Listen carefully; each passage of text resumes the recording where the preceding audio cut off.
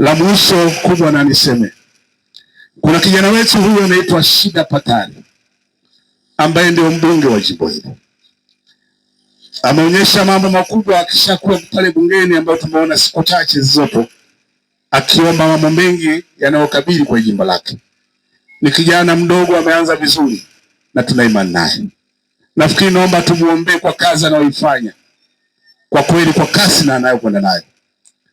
Ametembea kila kata kwa kuomba au kwa kutaka kujua shida za wananchi na pia kuzungukia na kuangalia kero zao ni zipi. Na baadhi ya sehemu zingine ameshaanza kufanya mambo.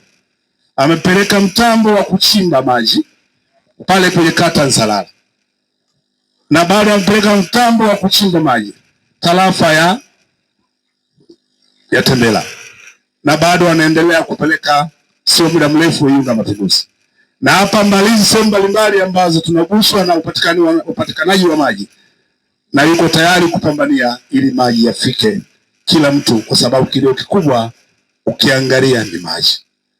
Lakini juzi alikuwa anapambana kuomba ule mradi wa Mtekiwila ambao utakupitia hapa kwenye barabara ya Tanzam au njia ya kwenda Tunduma, maana ule mradi wa maji unapita na Mbalizi.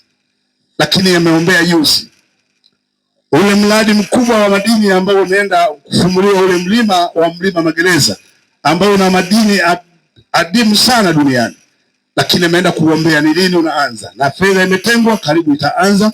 Na pia ameomba kwamba tuwe na parking kubwa ya malori na magari mbalimbali pale Songwe kwenye viwanda vya saruji. Wameomba halmashauri waanze kutenga au kutafuta eneo kubwa kwa ajili ya mradi mkubwa utakaopita wa madini ule utakaoanza kuendelea, basi kuwe na parking kubwa ya magari ili asiye yanaleta buguzi, ili awe na sehemu moja ya kuweza kupaki.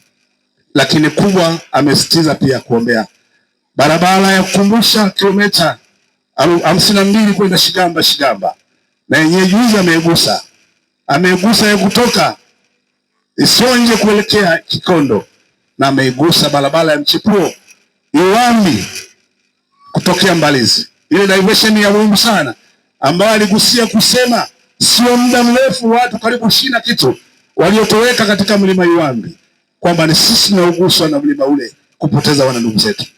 Nimeona ni kijana na talent nzuri ya kwamba kweli ameanza kufanya kazi, na bila kuisahau barabara ya Mbalizi kwenda Mkwajuni yote imeendelea kusema na kukumbusha barabara ya Tanzania ya njia 4.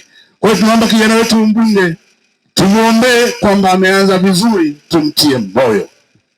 Naombeni ndugu zangu, baada ya kusema haya, asanteni sana kwa kunisikiliza, na Mungu awabariki sana mtakapokuwa mnaendelea. Na mimi namuombea ndugu yangu aende kwa amani.